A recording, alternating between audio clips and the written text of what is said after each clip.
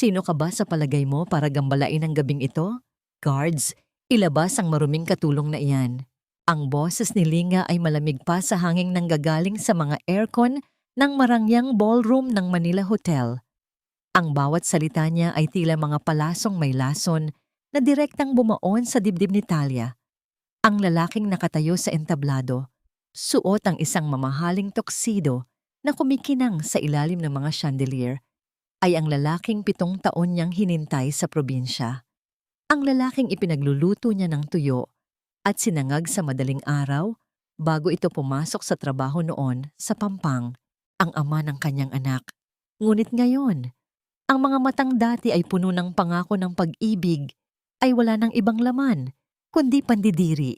Sa mga sandaling iyon, mahigpit na yakap ni Talia ang isang supot ng telang katsa.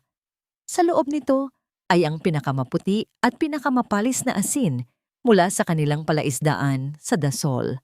Pangasinan, iyon ang kanyang regalo, isang simbolo ng kanilang pinagsamahan, ang bunga ng kanyang pawis at pagod, para lang matulungan si Linga na makapagtapos at makarating sa kinalalagyan nito ngayon.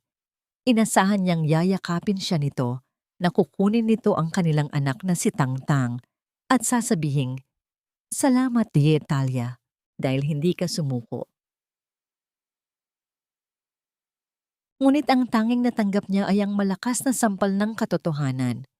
"Linga, anong sinasabi mo?" Ang pabulong na tanong ni Talia. Halos hindi lumalabas ang boses dahil sa bara sa kanyang lalamunan. "Ako ito, ang asawa mo, si Tangtang, ang anak mo. May sakit siya, Linga. Pumunta kami rito dahil aakala ko wala akong asawang mukhang basahan."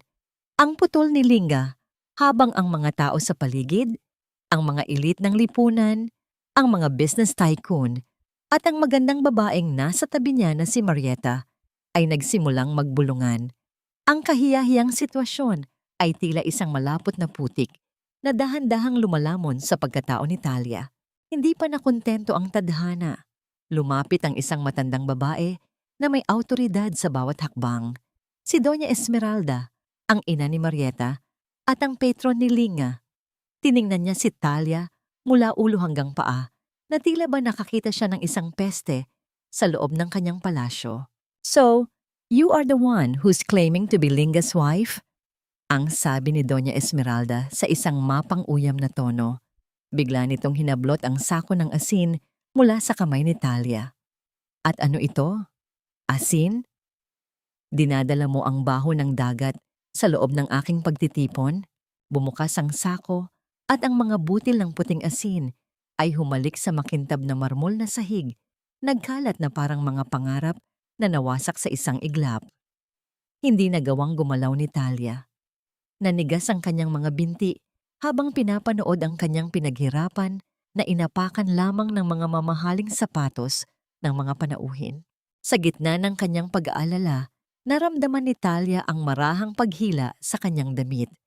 Ang 5 taong gulang na si Tangtang ay mahina at nanginginig, habang ang maliit nitong mukha ay bakas, ang pagkapagod. "Nay, hindi po maganda ang pakiramdam ko." Mahinang bulong ng bata habang kumakapit sa kanya, tila naghahanap ng ginhawa at seguridad sa kanyang mga bisig. "Tangtang!" Ang sigaw ni Talia. Agad siyang lumuhod para saluhin ang anak na dahan-dahang bumabagsak. "Linga! Tulong!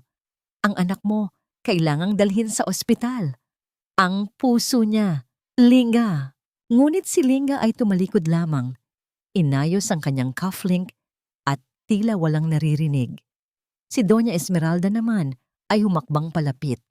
Kinuha ang reseta na hawak ni Talia, ang tanging pag-asa para sa gamot ng bata, at pinunit ito sa maliliit na piraso. Ang mga piraso ng papel ay nagliparan sa hangin, tila mga puting talulot ng bulaklak na nalanta bago pa man bumuka. "Ang mga basurang tulad nyo ay hindi nararapat sa lugar na ito. Kung mamamatay ang batang yan, huwag nyo kaming madamay sa dumi nyo." Ang malamig na utos ng matanda. "Palayasin ang mga yan.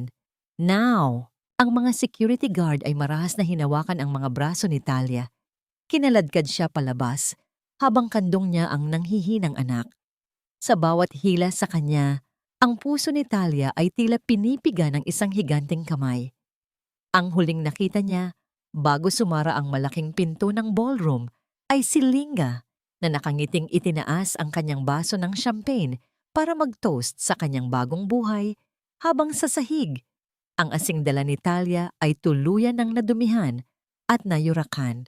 Paglabas nila sa kalsada, sinalubong sila ng isang malakas na buhos ng ulan.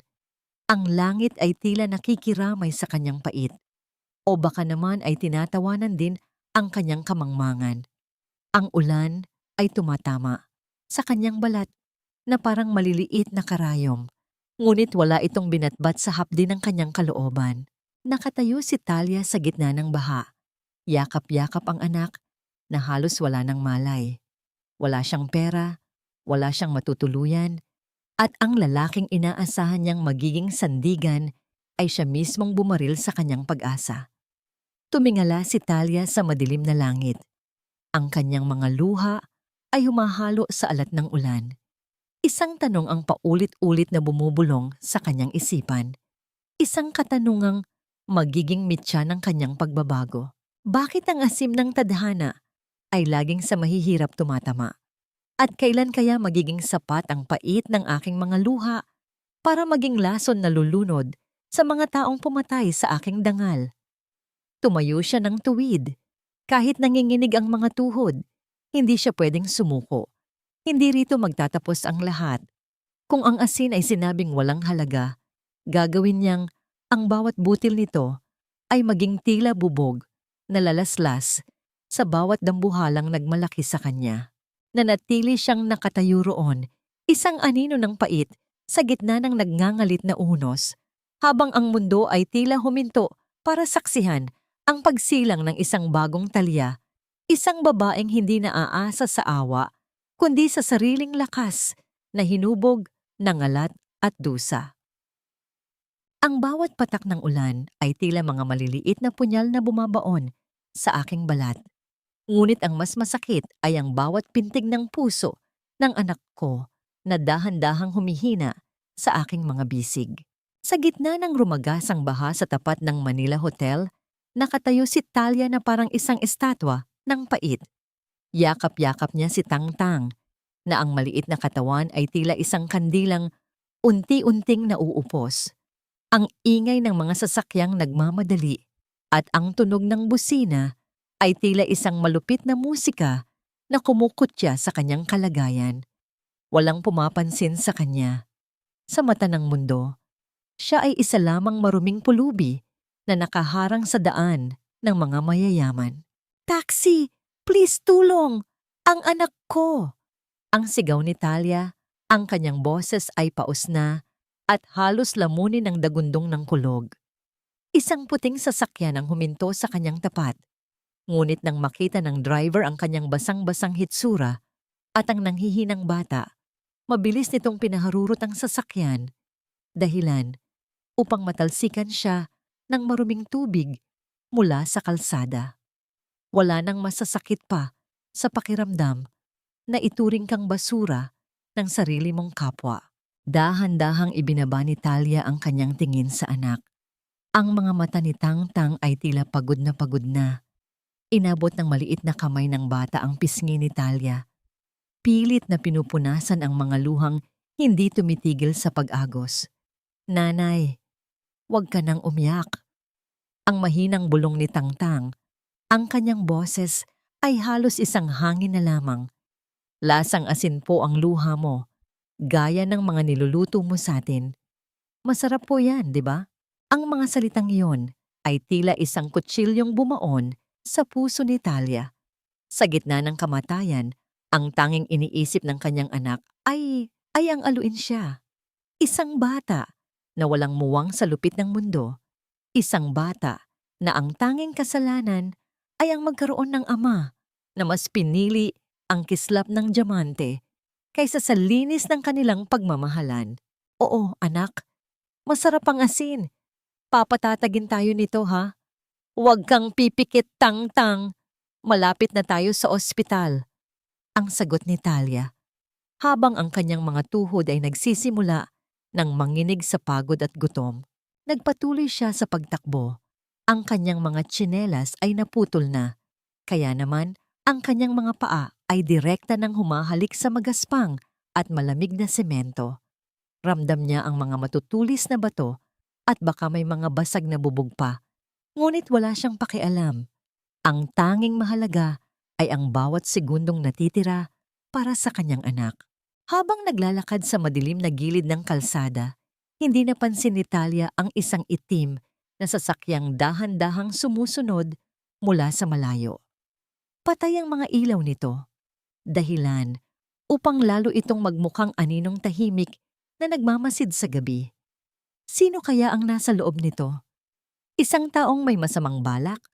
O isang estrangherong may layuning hindi pa niya nauunawaan? Narating ni Talia ang isang maliit na parmasya. Sa kanyang nanginginig na mga kamay, inilabas niya ang mga basang piraso ng papel. Ang pinunit na reseta ni Doña Esmeralda na pilit niyang pinulot sa sahig ng ballroom kanina. "Miss, please, kahit kalahati lang ng gamot na ito. Ito lang ang pera ko."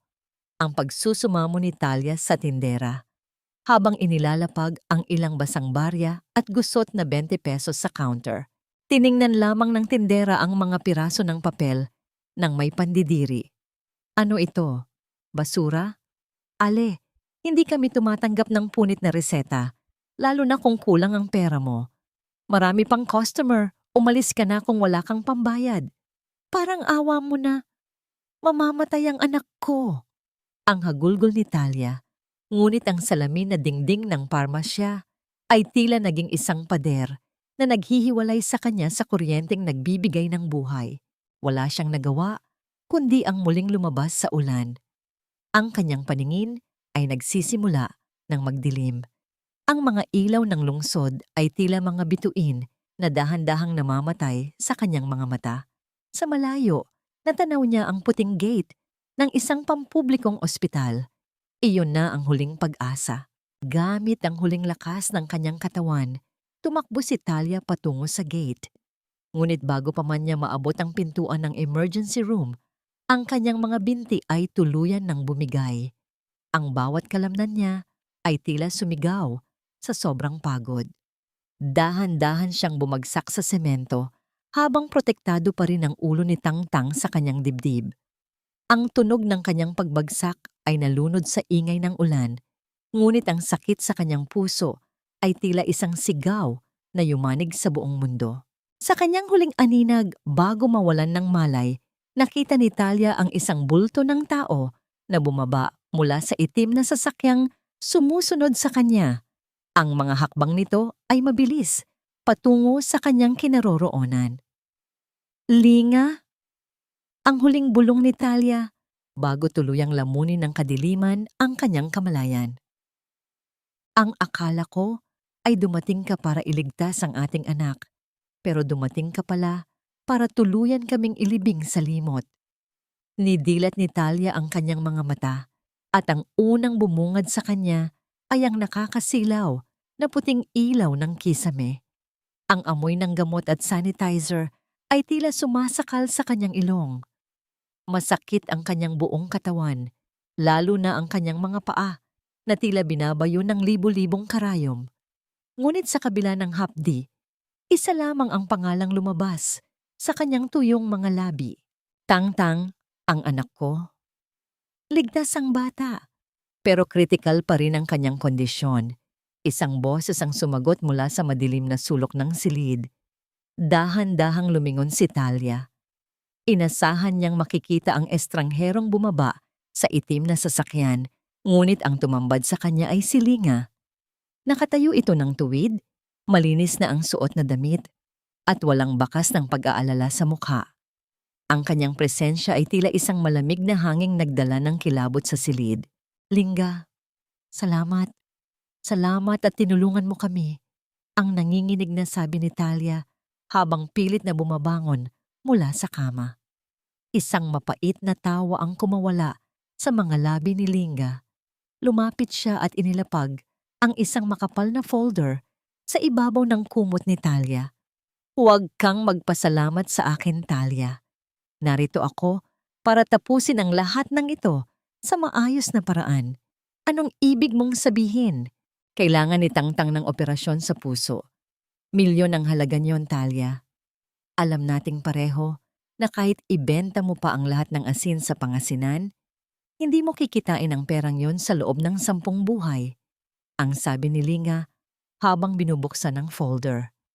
Pipirmahan mo ang mga dokumentong ito. Isusuko mo sa akin ang lahat ng karapatan mo sa lupang kinalalagyan ng inyong palaisdaan sa Dasol. At higit sa lahat, pipirma ka na wala kang anumang ugnayan sa akin o sa pamilya ko. Nanigas ang buong pagkatao ni Talia. Ang lupang yon, ang tanging pamanang iniwan ng kanyang ama, ang tanging buhay ng kanilang komunidad. At ngayon, ginagamit ni Linga ang buhay ng kanilang anak para makuha ito. Gagamitin mo ang sakit ng anak mo para lang sa negosyo mo? Linga, tao ka pa ba? Ang tanong ni Talia. Ang kanyang boses ay puno ng panginginig at galit. Business is business, Talia. Marietta's family needs that land for the new resort. Kung pipirma ka, ako na ang magbabayad ng lahat ng gastos sa ospital. Magkakaroon ng magandang kinabukasan si Tangtang, malayo sa hirap. Isn't that what you want? Tumingin si Talia ng diretso sa mga mata ni Linga. Sa loob ng 7 taon, ang mga matang iyon ang tanging liwanag na pinanghahawakan niya. Ngunit ngayon, wala siyang makita, kundi ang sarili niyang refleksyon. Isang babaeng sugatan, pagod at durog. Sa mga matang iyon, nakita niya ang isang estranghero, isang halimaw na binalot ng mamahaling tela. Wala na ang Linga na minahal niya. Ang lalaking nasa harap niya ngayon ay isang aninong nilamon na ng kasakiman. Hindi ko ipagpapalit ang dangal ko at ang kinabukasan ng ating mga kasama sa Dasol, Linga. Hahanap ako ng paraan. Ang matapang na sagot ni Talia. Paraan? Anong paraan? Ang panguuyam ni Linga. Nga pala, baka nakakalimutan mo, ang maliit mong account sa bangko na pinag-iipunan mo para kay Tangtang. Pina-freeze ko na yon. Technically, ang perang pumasok doon ay galing sa allowance na ipinadala ko noon, kaya may karapatan akong bawiin iyon. You have zero, Talia. Zero. Ang bawat salita ni Linga ay tila isang dagok na nagpabagsak sa huling depensa ni Talia. Wala na siyang pera, wala na siyang kakampi, ngunit sa kabila ng lahat, hindi siya yumukod. Maaring wala akong pera, Linga, pero meron akong pusong hindi mo kailanman magkakaroon, ang sabi ni Talia. Hindi pa natatapos ang usapan nang biglang bumukas ang pinto ng marahas. Pumasok si Marietta, suot ang isang eleganteng pulang damit, kasunod ang 2 opisyal ng pulisya. Ang kanyang mukha ay puno ng pekeng pag-aalala na agad nagbago sa isang nangising mapangapi nang makita si Talia. Darlings, sorry to interrupt this dramatic reunion, ang maarte nitong sabi. Pero mukhang may nakalimutang ibalik ang katulong na ito bago siya pinalaya sa party kagabi. Ibinagsak ni Marietta ang isang maliit na velvet box sa lamesa. Sa loob nito ay isang mamahaling kwintas na may malalaking diamante. Nawawala ang kwintas na ito kagabi matapos kang pumasok sa ballroom, Talia. At ayon sa mga witness, ikaw lang ang lumapit sa vanity area ni Doña Esmeralda. Hindi totoo yan. Hindi ko kailanman hinawakan ang gamit niyo. Ang sigaw ni Talia. Officer, ayan ang ebidensya. At dahil wala siyang pambayad ng piyansa, alam niyo na ang dapat gawin. Ang utos ni Marietta habang nakakapit sa braso ni Linga. Tumingin si Talia kay Linga, umaasang kahit sa huling sandali ay ipagtatanggol siya nito. Ngunit inalis lamang ni Linga ang kanyang tingin at tumalikod. Linga, sabihin mo sa kanila, alam mong hindi ko magagawa iyon. Ang pagmamakaawa ni Talia habang hinahawakan siya ng mga pulis sa magkabilang braso. Ang tunog ng posas na naglalapat sa kanyang mga pulso ay umalingaw-ngaw sa buong silid, mas malakas pa sa tibok ng kanyang pusong naghihingalo. Habang kinalakaladkad siya palabas, ang huling nakita ni Talia ay ang malamig na sulyap ni Marieta at ang pananahimik ni Linga.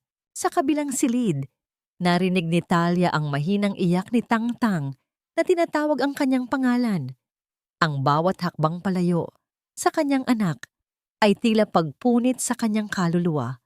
Sa gitna ng kawalang katiyakan, isang pangako ang namuo sa kanyang isipan, isang pangakong kasing alat ng kanyang mga luha at kasing tibay ng mga kristal ng asin. Dito ang bagsak ng mga ambisyosang tulad mo. Huwag mo kaming tingnan ng ganyan dahil wala nang makakarinig sa mga iyak mo rito. Ang boses ng warden ay kasing gasgas ng kalawit na humahatak sa isang hayop patungo sa katayan. Kasunod nito ay ang tunog ng mabigat na bakal na naglalapat. Isang hudyat na ang mundo ni Talia ay formal nang huminto. Ang bawat rehas na nakaharang sa kanyang paningin ay tila mga guhit na naghahati sa kanyang nakaraan at sa madilim na kasalukuyan. Sa loob ng maliit at mapanghing selda, ang tanging kasama niya ay ang amoy ng luma at basang semento at ang anino ng kanyang sariling kawalang pag-asa. Napasandal si Talia sa malamig na pader. Ang kanyang mga tuhod ay dahan-dahang bumigay hanggang sa mapaupo siya sa matigas na sahig. Sa labas ng mga pader na ito, ang kanyang anak ay nakikipaglaban para sa bawat hininga. Sa labas ng mga pader na ito, si Linga ay malamang na nagdiriwang sa piling ng isang babaeng nagsuot sa kanya ng ginto. Ang miron ng tadhana ay sadyang mapaglaro. Kung kailan kailangan ni Talia ang kalayaan para iligtas ang kanyang dugo at laman, doon pa siya ibinilanggo sa isang kasalanang kailanman ay hindi niya ginawa. Itinaas ni Talia ang kanyang mga kamay. Bakas pa rin sa kanyang mga pulso ang pamumula mula sa mahigpit na pagkakaposas sa kanya kanina. Ang bawat pintig ng kanyang puso ay tila isang martilyo na bumubugbog sa kanyang kaisipan. Paano na si Tangtang? Sino ang magbabantay sa kanya? Sino ang hahawak sa kanyang kamay kapag natatakot siya sa tunog ng mga kagamitan sa ospital?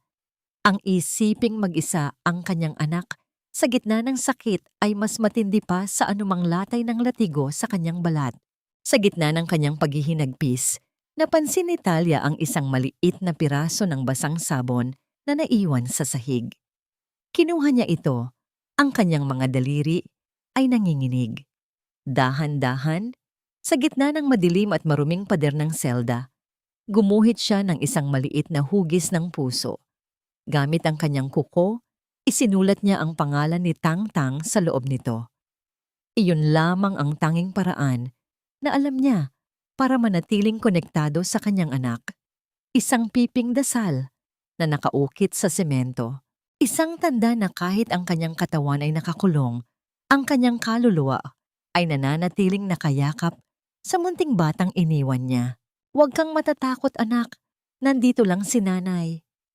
Ang pabulong niyang sabi, habang ang kanyang noo ay nakasandal sa malamig na pader.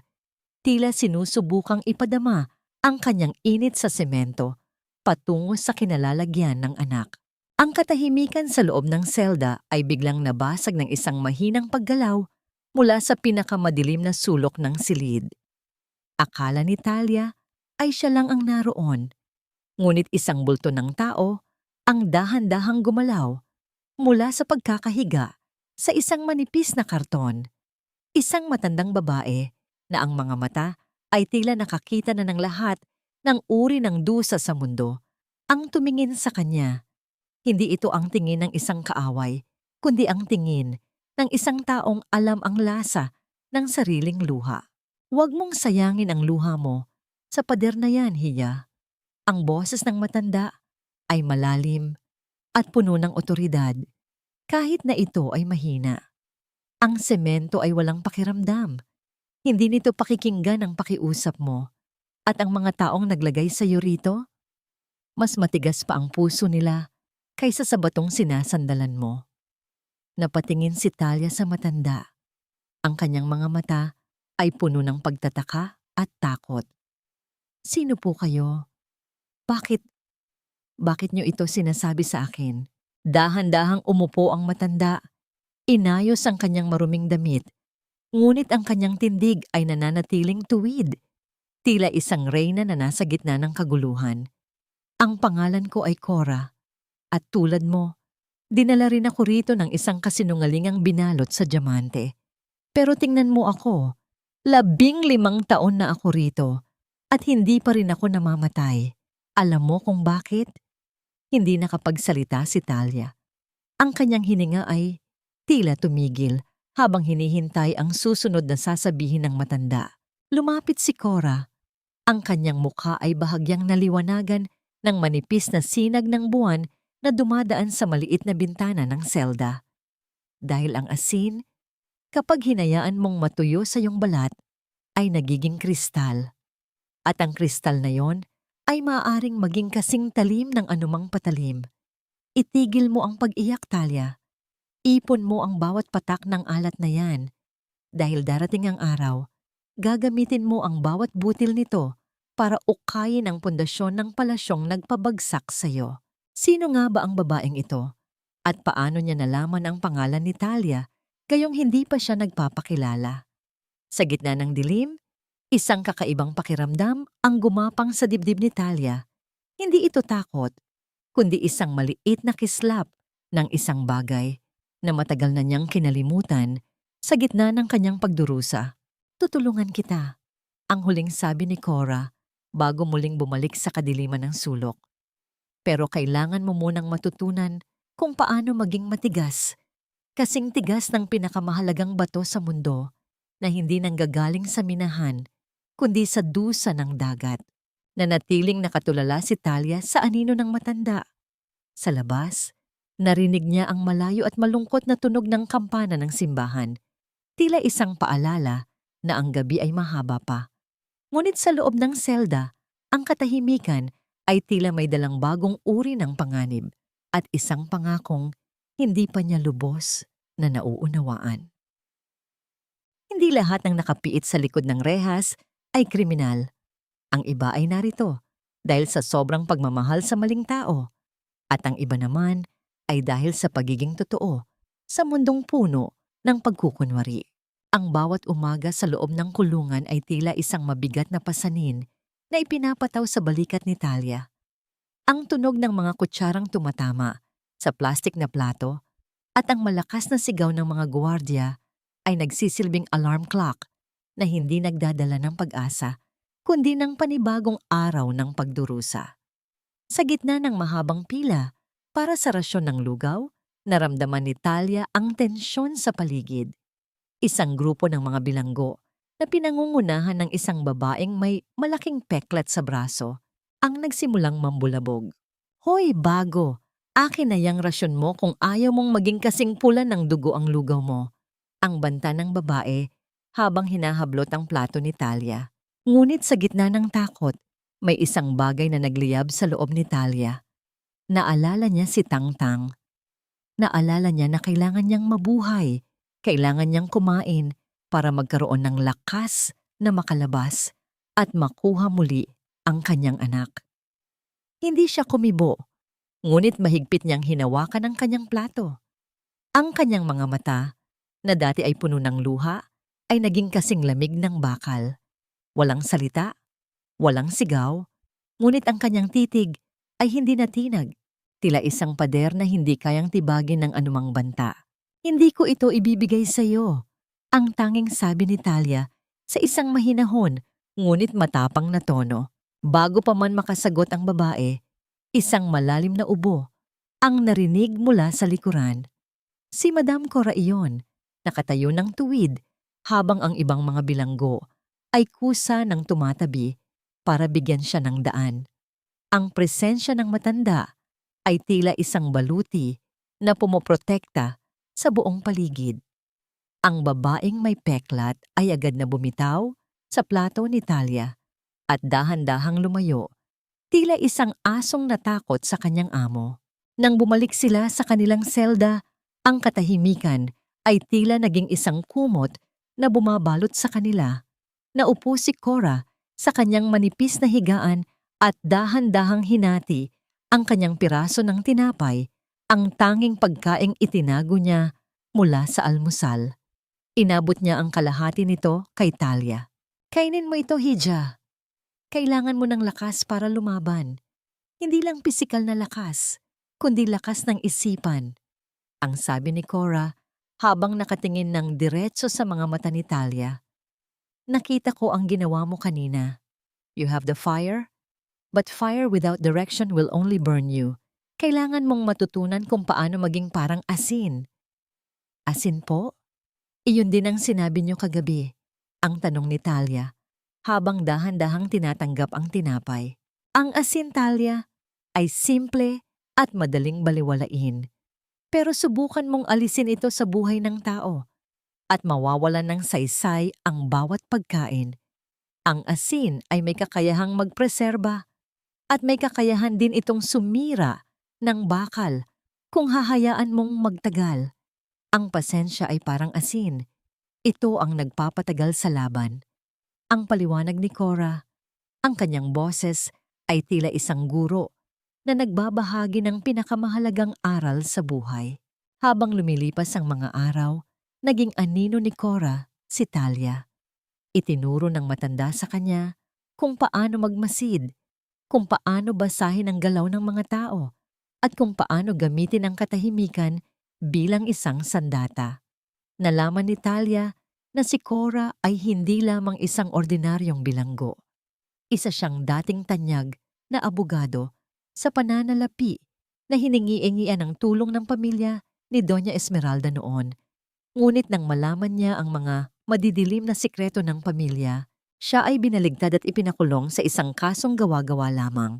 They think they buried me, Talia, but they forgot that I am a seed, ang sabi ni Cora habang nakatingin sa maliit na bintana ng selda.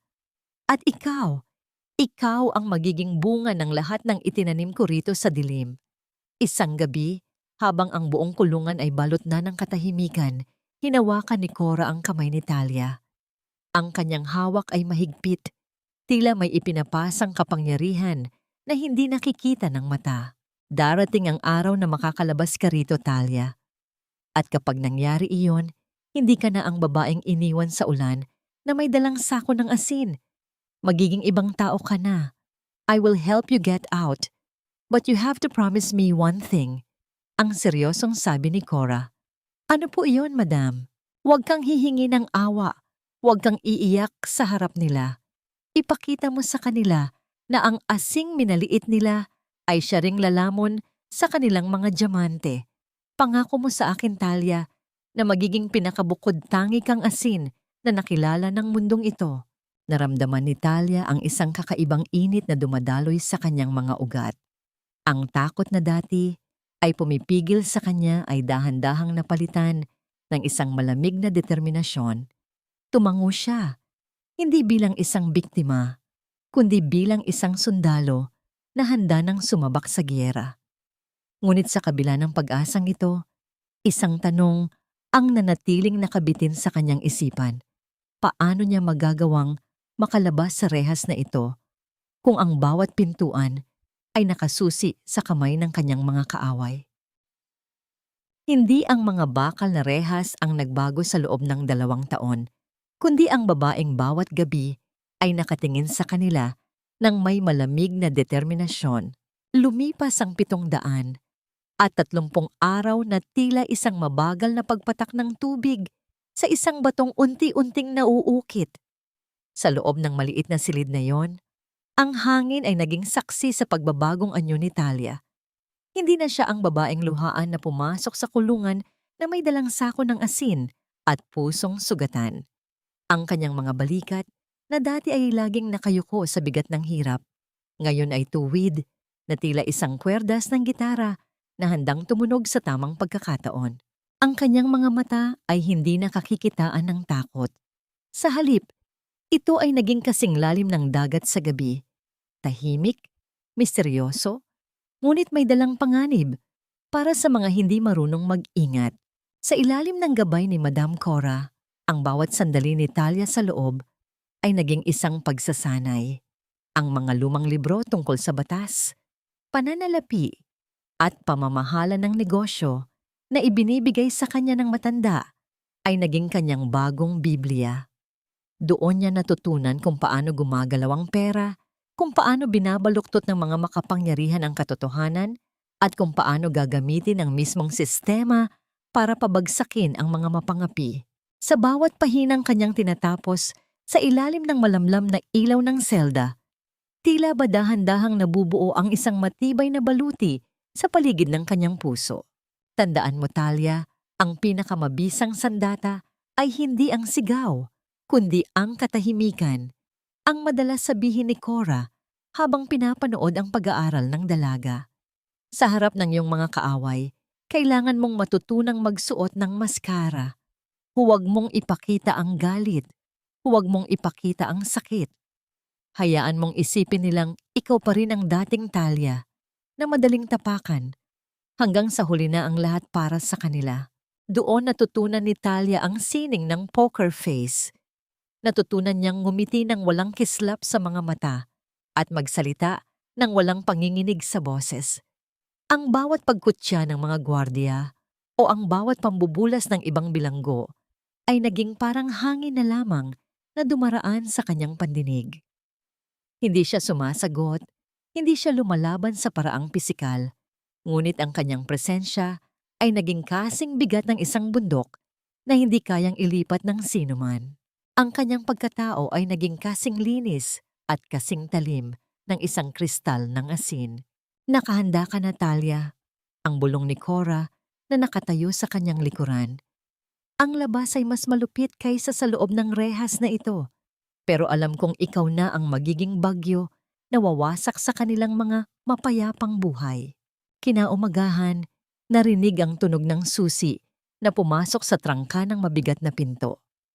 Ang tunog ng bakal na naglalapat ay hindi na nagdulot ng kilabot sa puso ni Talia. Lumakad siya palabas ng selda na may dalang isang maliit na bag ng mga gamit at ang lahat ng karunungan na itinanim ni Cora sa kanyang isipan. Habang binabagtas niya ang mahabang koridor patungo sa kalayaan, ang bawat hakbang niya ay may kasamang bigat at otoridad. Ang warden, na dati ay tinatrato siyang parang basura, ay hindi nakatingin nang diretso sa kanya. Tila ba naramdaman nito ang kakaibang lakas na taglay ng babaeng ito ngayon. Nang bumukas ang malaking gate ng kulungan, ang sikat ng araw ay tumama sa mukha ni Talia. Napapikit siya sandali, nilala sa pang-init na matagal na niyang hindi naramdaman. Sa labas ng gate, wala siyang nakitang marangyang sasakyan, walang sumalubong sa kanyang pamilya. Tanging ang malawak na kalsada at ang maingay na mundo ang naghihintay sa kanya. Ngunit sa kanyang mukha, walang bakas ng pag-aalinlangan. Inayos niya ang kanyang simpleng suot, itinaas ang noo, at nagsimulang maglakad ng may tiyak na direksyon. Hindi na siya ang Talia na inilayo sa kanyang anak habang nakaposas. Siya na ngayon ang babaeng may planong kasing lawak ng karagatan at kasing alat ng dugong dumanak sa kanyang puso. Ang kanyang unang destinasyon, ang lugar kung saan nagsimula ang lahat, ang Dasol, Pangasinan. Ngunit bago siya makarating doon, kailangan muna niyang harapin ang isang taong matagal na niyang hindi nakikita. Isang taong may hawak ng susi sa kanyang unang hakbang patungo sa tagumpay. Sino ang taong ito na naghihintay sa kanya sa anino ng lungsod? At handa na nga ba ang mundo sa muling pagbabalik ng babaeng kanilang minaliit, na ngayon ay may dalang kapangyarihang hindi nila inaasahan? Ang lupang ito ang saksi sa aking bawat patak ng pawis, ngunit ngayon, tila maging ang mga alon ay tumatangis sa lansa ng pagtataksil na iniwan ng nakaraan. Dahan-dahang bumaba si Talia mula sa luma at maingay na bus na naghatid sa kanya sa bukana ng Dasol, Pangasinan. Ang hangin ay agad na sumalubong sa kanya, may dalang pamilyar na amoy ng alat at tuyong palay. Ngunit hindi ito ang matamis na amoy ng uwi na kanyang inaasahan. May kung anong bigat sa hangin, tila ba ang bawat hininga ay may halong alikabok ng pangungulila. Sa kanyang harapan, ang mga palaisdaan ng asin na dati ay kasing puti ng mga ulap sa ilalim ng araw, ngayon ay tila ba pinabayaan na at nanlilimos ng kalinga. Naglakad siya patungo sa maliit nilang kubo sa pampang. Ang bawat hakbang niya sa magaspang na buhangin ay tila isang paglalakbay pabalik sa gunitang nais na niyang ibaon sa limot. Sa malayo, natanaw niya ang isang maliit na bulto ng bata na nakaupo sa tapat ng pintuan, naglalaro ng mga kabibe sa lupa. Ang kanyang puso ay tila tumigil sa pagtibok. Ang munting batang iniwan niya noon na halos hindi pa makalakad, ngayon ay isang payat na batang lalaki na may malulungkot na mata. Tang-tang, ang pabulong na tawag ni Talia. Ang kanyang boses ay nanginginig sa takot na baka ang lahat ng ito ay isang panaginip lamang. Lumingon ang bata. Nanatili itong tahimik, tila sinusuri ang babaeng nakatayo sa kanyang harapan.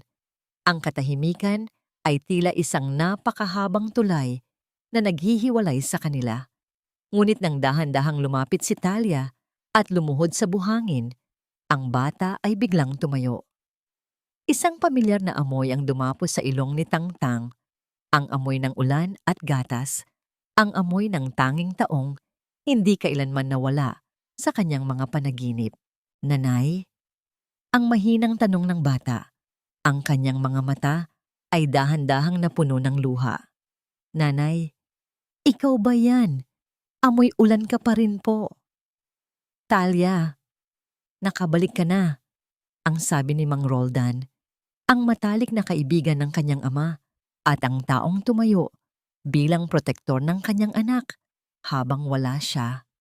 Akala ko ay tuluyan na kaming kinalimutan ng tadhana. Salamat, Mang Roldan. Salamat sa pag-aalaga kay Tang-tang. Ang tugon ni Talia habang pinupunasan ang kanyang mga luha. Ngunit ang saya ng kanilang muling pagkikita ay agad na napalitan ng pait nang iikot ni Talia ang kanyang paningin. Ang mga palaisdaan ng asin ay tuyo at ang mga kagamitan ay nakatambak lamang sa isang sulok, kinakalawang na. Ipinaliwanag ni Mang Roldan na ang kumpanya ni Linga ay dahan-dahang sinasakop ang mga karatig lupa, hinaharangan ang daloy ng tubig alat at tinatakot ang mga magsasaka para pilitin silang ibenta ang kanilang mga ari-arian sa murang halaga. Gusto nilang gawing pasyalan ng ating buhay, Talia. Ang sabi nila, ang asin daw ay wala ng halaga sa modernong mundo. Ang may pait na sabi ni Mang Roldan. Isang gabi, habang natutulog na si Tang-tang, lumapit si Mang Roldan kay Talia habang sila ay nakaupo sa beranda, nakatingin sa dagat na nagniningning sa ilalim ng buwan. Ang matanda ay tila may gustong sabihin, ngunit nag-aalinlangan. Inabot niya sa dalaga ang isang maliit na kahoy na kahon na may mga ukit na lumana. Ito ay iniwan ng tatay mo bago siya mawala, Talia. Ang sabi niya, ibibigay ko lang ito sa iyo kapag handa ka na. May mga bagay tungkol sa palaisdaang ito na hindi lang tungkol sa asin, ang misteryosong sabi ni Mang Roldan. May lihim ang iyong ama na maaaring maging susi sa iyong pagbangon o maaari ring maging dahilan ng mas malaking panganib. Bago pa man mabuksan ni Talia ang kahon, isang malakas na tunog ng makina ng sasakyan ang bumasag sa katahimikan ng gabi. Ang mga ilaw ng isang malaking SUV ay tumama sa kanilang kubo, nakakasilaw at mapanghusga. Dahan-dahang huminto ang sasakyan sa tapat ng kanilang bakuran. Ang pinto ay bumukas at isang lalaking nakatuksido na tila ba hinalos mula sa isang marangyang magazine ang bumaba. Si Linga. Nakatayo siya roon. May dalang isang makapal na dokumento. Ang kanyang mukha ay puno ng ngising tagumpay. I knew you'd come back here, Talia. It's time to sign the papers. This place is no longer yours. It belongs to the future. And the future is mine. Tumingin si Talia kay Linga, hindi na bilang isang biktima, kundi bilang isang babaeng may dalang lihim na hindi pa alam ng lalaki. Ang hangin ay tila tumigil sa pag-ihip, naghihintay sa susunod na kabanata ng kanilang madugong pagtutuos. Tanda. Hindi na kailangan ng mga dokumentong yan, Linga, dahil ang lupang kinatatayuan mo ay hindi kailanman bibigay sa isang taong ang pundasyon ay gawa sa buhangin. Ang boses ni Talia ay hindi sumigaw, ngunit ito ay may talim na tila isang bagong hasang kutsilyo. Nanatili siyang nakatayo sa tapat ng kanilang maliit na kubo. Ang kanyang anino ay humahaba sa ilalim ng ilaw ng sasakyan ni Linga. Wala na ang panginginig sa kanyang mga kamay. Wala na ang pagmamakaawa sa kanyang mga mata. Ang babaeng nasa harap ni Linga ngayon ay isang estrangherong binalot ng katahimikan at otoridad. Bumaba si Linga mula sa kanyang SUV. Dahan-dahang itinuwid ang kanyang mamahaling Amerikana. Tumingin siya sa paligid ng may halong pandidiri, sa mga tuyong palaisdaan, sa lumang kubo, at sa amoy ng alat na tila kumakapit sa kanyang balat. Sa kanyang isipan, si Talia ay nananatiling ang katulong na madaling takutin. Hindi niya napansin ang pagbabago sa tindig ng babae o ang lamig ng titig nito na tila ba binabasa ang bawat bahagi ng kanyang maruming budhi. Talia, wag na nating pahabain ito. Ang sabi ni Linga, ang kanyang tono ay puno ng pagmamayabang. I'm offering you a way out. Isang pirma mo lang at magkakaroon ka ng perang sapat para mabuhay kayo ni Tang-Tang sa syudad. Bakit mo pa ipaglalaban ang tuyong lupang ito? Wala na itong halaga. Asin lang ito, Talia. Mura, madaling palitan. Isang maliit na ngiti ang sumilay sa mga labi ni Talia. Isang ngiting hindi umabot sa kanyang mga mata. Mura? Madaling palitan. Iyan din ang akala mo sa akin 7 taon na ang nakalilipas, di ba? Pero tingnan mo tayo ngayon, Linga. Narito ka sa harap ko. Nagmamakaawang pirmahan ko ang papel na ito dahil alam mong hindi mo matatapos ang resort ni Marietta kung wala ang lupang ito. Nagulat si Linga sa direktang sagot ni Talia. Sanay siya na ang babaeng ito ay laging yumuyuko at umiiyak sa bawat salitang binibitawan niya. You've changed. Natuto ka na ring sumagot ngayon. Siguro ay dahil sa mga nakasama mo sa loob ng rehas. But don't get too arrogant. I have the best lawyers in the country. This land will be mine, whether you sign that paper or not. Lawyers? Ang mahinahong tugon ni Talia habang humahakbang siya palapit sa kalsada, direkta sa liwanag ng SUV. Sigurado ka ba na ang mga abogado mo ay alam ang tungkol sa orihinal na titulo ng palaisdaang ito na nakapangalan sa lolo ng tatay ko? At sigurado ka rin ba na gusto mong kalkalin ko ang mga transaksyon ng kumpanya mo sa mga dummy corporation na ginamit mo para itago ang mga utang mo kay Marietta? Napatigil si Linga. Ang kanyang mga mata ay nanlaki sa gulat. Saan nakuha ni Talia ang mga impormasyong yon? Iyon ang mga sikretong tanging sila lamang ni Doña Esmeralda ang nakakaalam.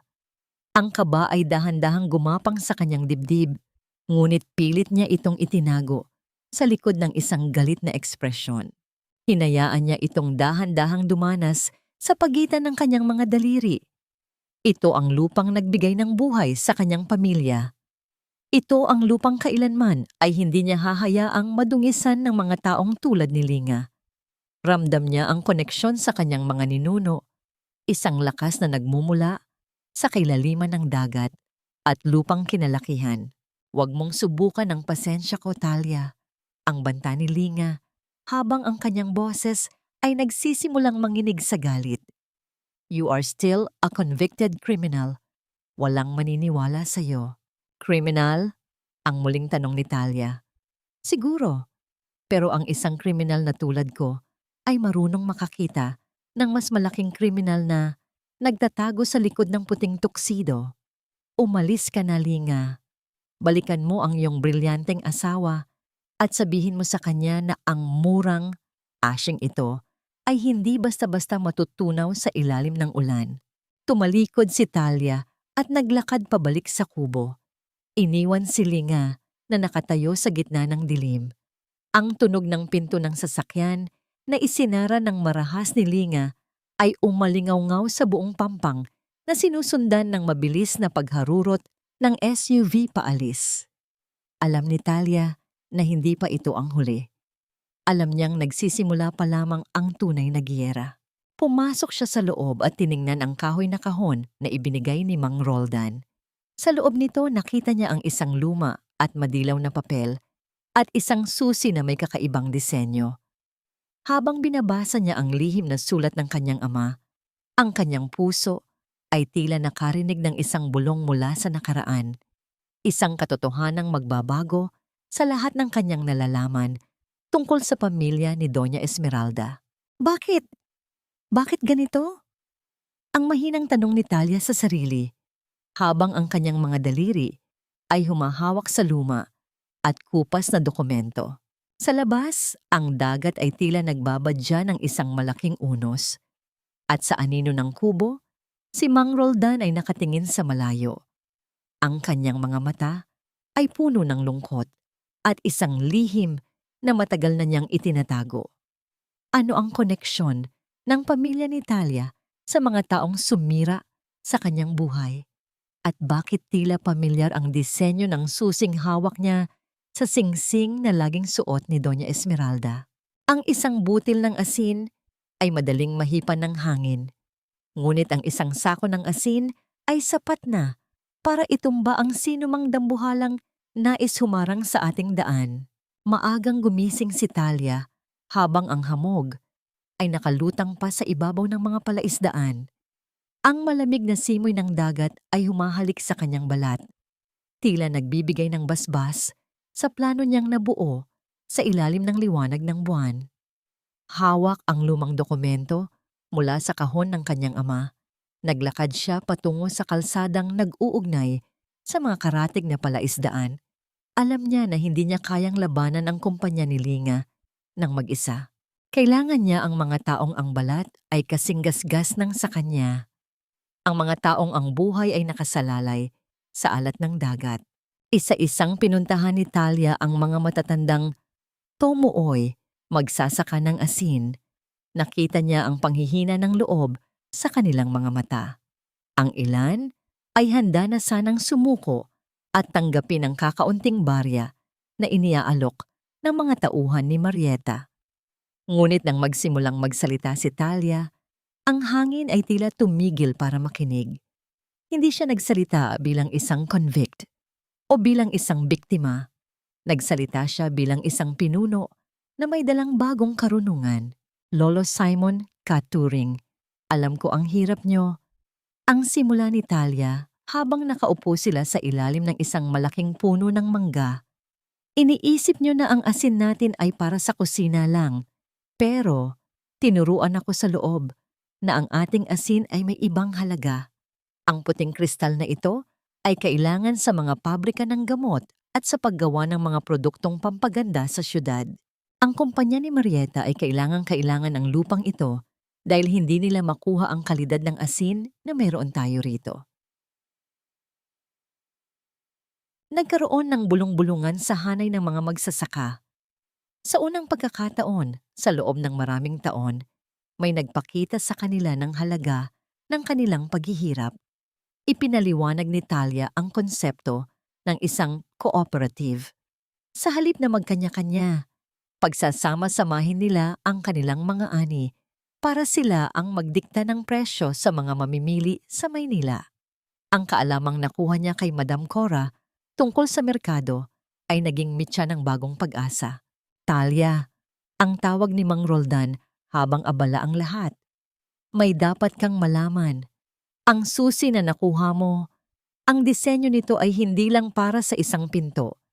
Iyan ang marka ng Salinas de Esmeralda, isang kumpanyang matagal nang ibinaon sa limot ng pamilya ni Marieta.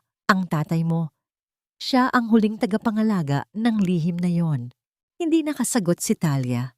Tumingin siya kay Mang Roldan at napansin ang isang lumang peklat sa leeg ng matanda. Isang peklat na tila galing sa isang malalim na sugat. Mang Roldan, ano po ba talaga ang kaugnayan niyo kay Doña Esmeralda? Bakit tila kilalang kilala niyo sila? Umiwas ng tingin ng matanda. Ang kanyang mga kamay ay mahigpit na humawak sa baso ng tubig. May mga kwentong mas mabuting manatiling nakabaon sa ilalim ng buhangin, Talia. Pero mag-ingat ka. Ngayong nabuo mo na ang alyansang ito, siguradong hindi na lang si Linga ang makakalaban mo. Samantala, sa isang marangyang opisina sa Makati, ibinalita ng isang tauhan ang nangyayari sa Dasol. Si Marieta, na nooy nag-aayos ng kanyang mamahaling alahas, ay biglang napatigil. Ang kanyang mukha na dati ay puno ng kapayapaan, ay biglang nilabasan ng galit at takot. What do you mean she's back? At anong cooperative ang sinasabi niyo? Ang sigaw ni Marieta habang padabog na ibinaba ang kanyang suklay sa lamesa. I thought we buried her in jail. Linga, sabi mo ay wala na siyang lakas para lumaban. Marieta, kalma lang. Isa lang siyang ex-convict.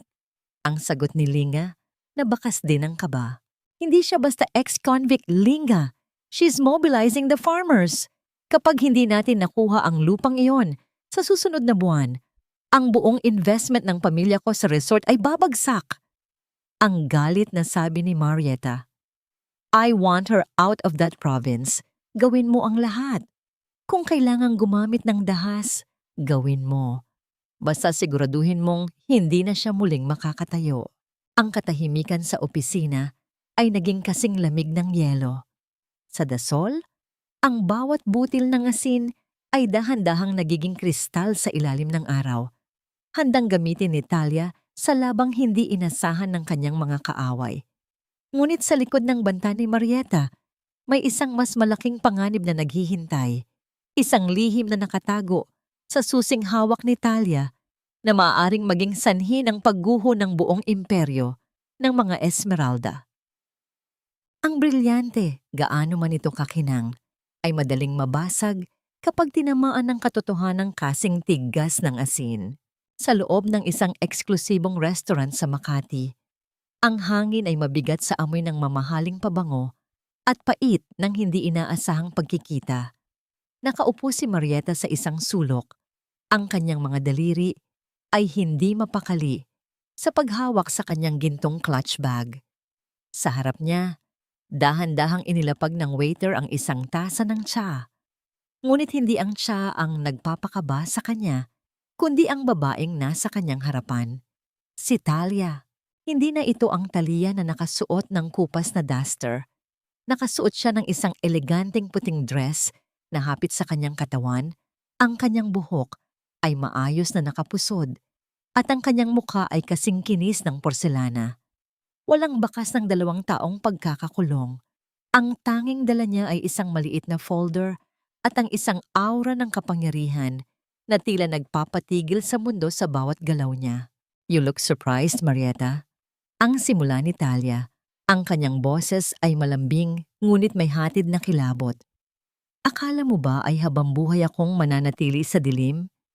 Tinuruan ako ng rehas na ang liwanag ay hindi hinihintay, kundi nililikha. Anong kailangan mo, Talia? Kung pera ang gusto mo para manahimik, sabihin mo lang. Ang mayabang na sagot ni Marieta, kahit na ang kanyang boses ay bahagyang nanginginig.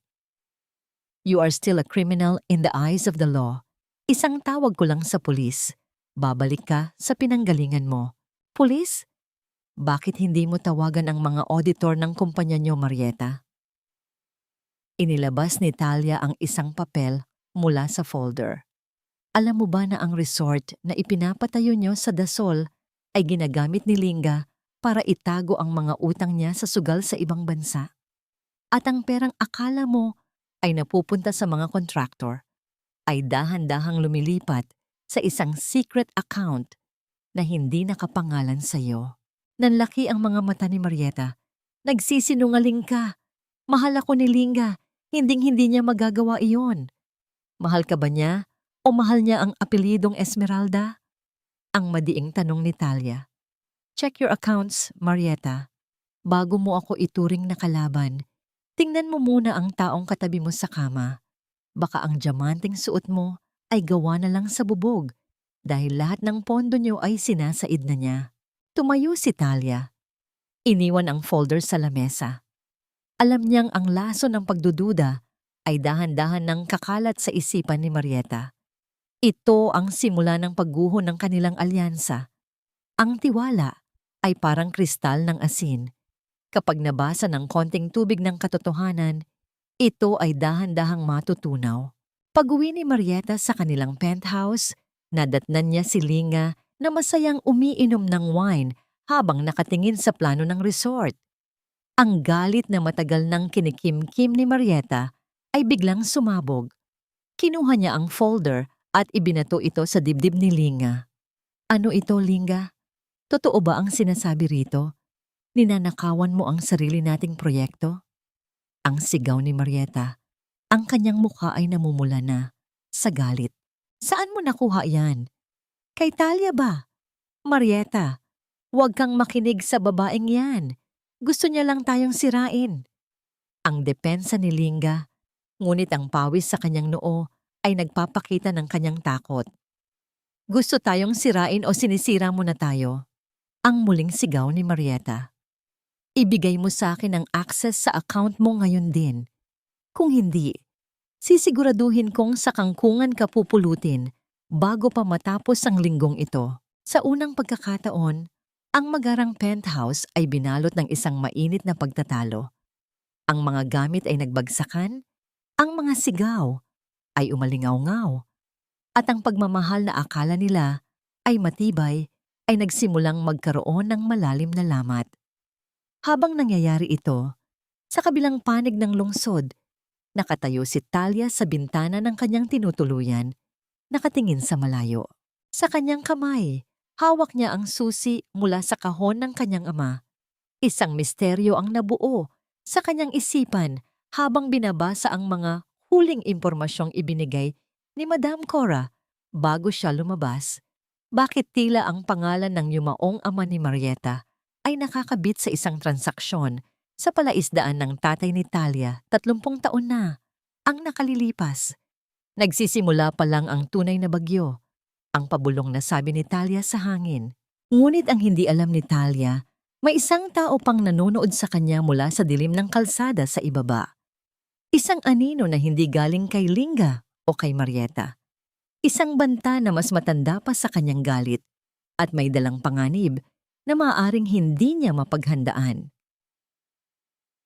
Ang kapangyarihan ay hindi nasusukat sa dami ng ginto, kundi sa kung sino ang may hawak ng kailangan ng lahat para mabuhay. Ang marangyang boardroom ng Esmeralda Cosmetics ay binalot ng isang tensyong halos pwede nang hiwain ng kutsilyo.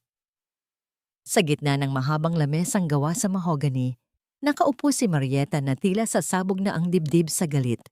Ang mga stock report na nakalat sa harap niya ay puno ng mga pulang marka, isang hudyat ng mabilis na pagbagsak. Ang kanilang pinakamalaking production line ng whitening soaps at beauty products ay tumigil dahil sa kakulangan ng industrial-grade salt, iyang pangunahing sangkap na nagbibigay ng kalidad sa kanilang produkto. How is this possible, Linga? Bakit lahat ng suppliers natin sa Pangasinan at Mindoro ay biglang tumigil sa pagpapadala ng raw materials? Ang asik ni Marieta, ang kanyang boses ay nanginginig sa desperasyon. In a few days, we will lose millions of pesos in penalties sa mga international clients natin. Si Linga, na nooy nakatayo sa tabi ng bintana, ay hindi makatingin ng diretso sa kanyang asawa. Ang kanyang mukha ay maputla, at ang kanyang mga daliri ay walang tigil sa paglalaro sa kanyang mamahaling relos. Ang relos na hindi alam ni Marieta ay binili ni Talia noon mula sa 3 taon niyang pag-iipon sa palaisdaan. May isang bagong player sa market, Marieta.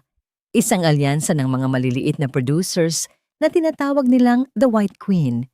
Binili nila ang lahat ng output ng mga tomoy sa buong rehiyon. Wala silang iniwan para sa atin. Ang paliwanag ni Linga.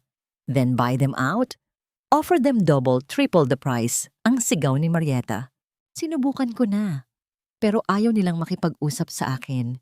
Ang sabi ng representative nila, may isa lang silang hinihintay na kausap. Ang mismong may-ari ng Esmeralda Cosmetics. At kailangan nating pumunta sa opisina nila ngayon din kung ayaw nating tuluyang mag-file ng bankruptcy.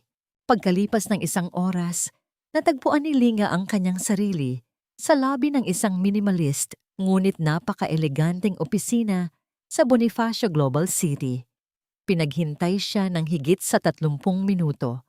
Isang matinding insulto para sa isang taong tulad niya na sanay na pinagsisilbihan. Ang bawat minutong dumadaan ay tila isang mabigat na hakbang ng tadhana na papalapit sa kanyang leeg. Sa kabilang panig ng isang one-way glass mirror, nakatayo si Talia. Pinapanood niya ang lalaking dati ay sentro ng kanyang mundo.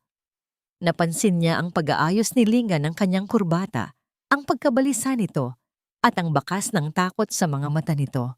Handa na ba ang lahat? Ang mahinahong tanong ni Talia sa kanyang assistant. Yes, madam. Ang lahat ng dokumento para sa merger at ang proof ng utang ni Mr. Linga ay nakahanda na. Dahan-dahang lumakad si Talia patungo sa pintuan ng boardroom. Ang bawat tunog ng kanyang takong sa makintab na sahig ay tila isang tibok ng pusong naghahanda para sa huling pagtutuos. Wala siyang dalang galit sa kanyang mukha. Tanging ang isang malamig at kalkuladong katahimikan. Sa loob ng silid, napatayo si Linga nang marinig ang pagbukas ng pinto. Finally, I've been waiting for... Napatigil si Linga. Ang kanyang mga salita ay tila nabara sa kanyang lalamunan. Ang kanyang mga mata ay nanlaki. At ang folder na hawak niya ay dahan-dahang nalaglag sa sahig. Nagkalat ang mga papel na tila mga puting bandila ng pagsuko. Kumusta, Linga? Do you remember your helper? Ang bati ni Talia. Ang kanyang boses ay malambing ngunit puno ng otoridad. O baka mas gusto mong tawagin akong The White Queen? Nanigas si Linga sa kanyang kinatatayuan. Ang babaeng iniwan niya sa ulan, ang babaeng ipinabilanggo niya, ay nakatayo sa harap niya ngayon bilang ang taong may hawak ng huling hininga ng kanyang imperyo. Ang buong silid ay tila lumiit at ang hangin ay naging kasing alat ng dagat na naging saksi sa kanilang nakaraan. Talia, paano? Paanong ikaw ang... Ang nauutal na tanong ni Linga. Hindi mahalaga kung paano, Linga. Ang mahalaga ay kung ano ang gagawin ko sa iyo ngayon, ang sagot ni Talia habang nauupo sa kabisera ng lamesa. The salt you called cheap and worthless, it's now the only thing that can save your diamond-studded life. So, shall we talk about the price of your survival? Ngunit bago pa makasagot si Linga, biglang bumukas ang pinto at pumasok si Marieta, hinihingal at bakas, ang gulat sa mukha. Ngunit hindi ang presensya ni Talia ang nagpabilis ng kanyang hininga, kundi ang isang balitang kabubukas lang sa lahat ng news outlets. Linga, the authorities, they're at the house. May lumabas na warrant for your arrest dahil sa embezzlement at human trafficking charges sa mga palaisdaan.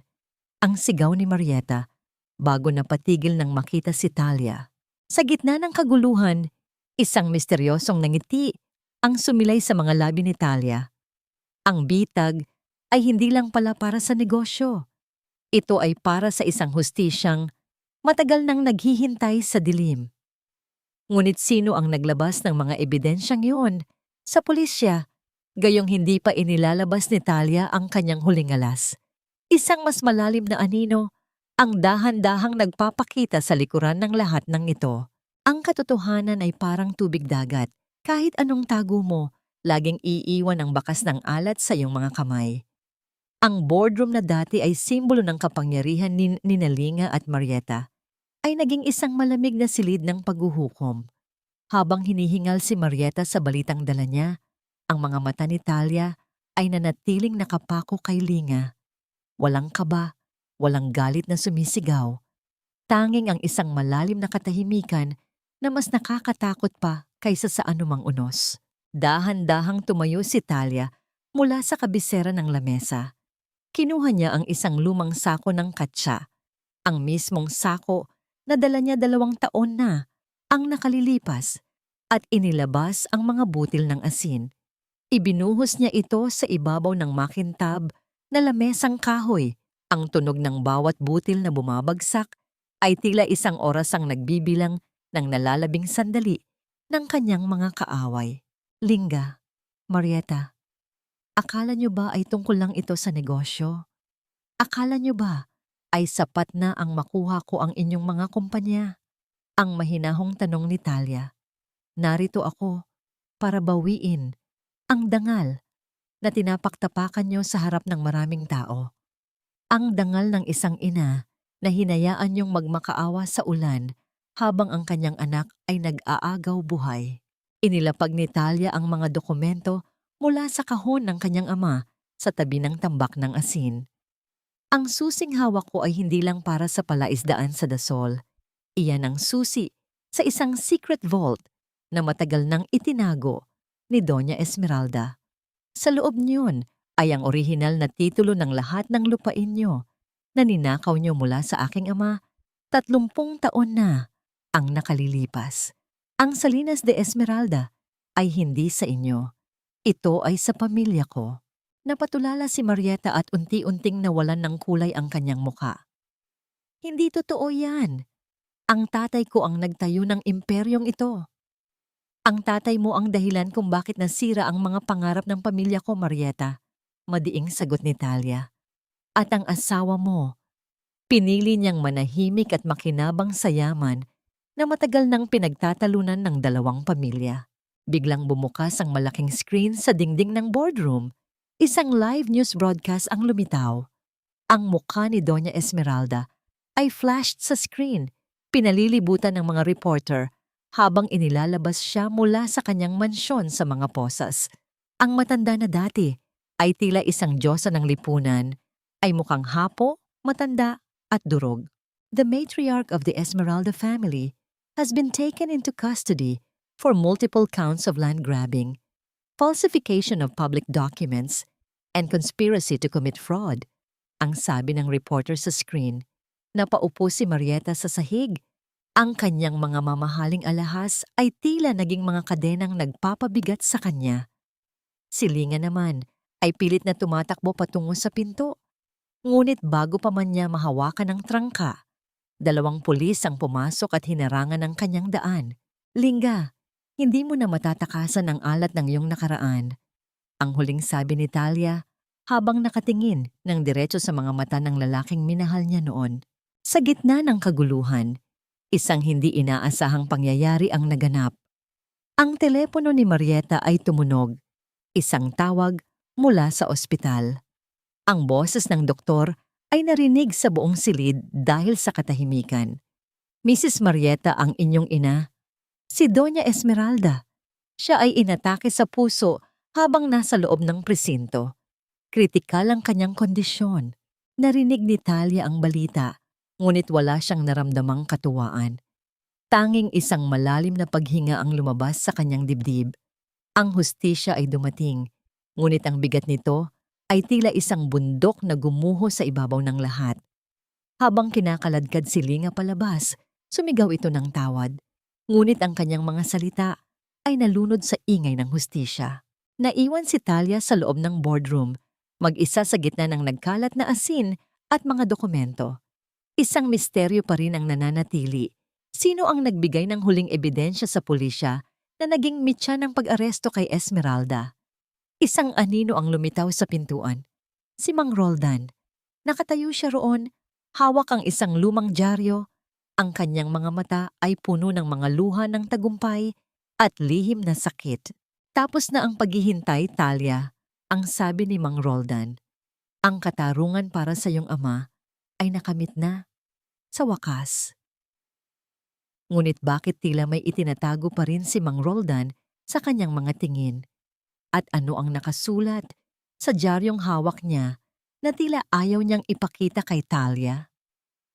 Ang bawat hakbang ng pagtakas ay tila isang paglubog sa kumunoy ng sariling kasalanan, kung saan ang bawat kapit sa nakalipas ay nagiging mitya ng mas mabilis na pagbagsak. Ang marangyang penthouse na dati ay puno ng halakhak at kislap ng mga kristal ay binalot na ng katahimikan at alikabok. Sa loob ng silid na yon, makikita si Marieta na balisa.